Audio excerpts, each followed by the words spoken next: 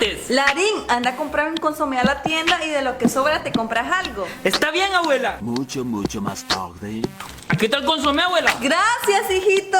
Y aquí está el vuelto. Gracias, hijito. Ah, pero ahora, hijo, ya voy tarde para el trabajo y no tengo cera para peinarme. Toma mi tarjeta de crédito y comprame una cera en el súper. Hice comprar de paso algo que quieras. Está bien.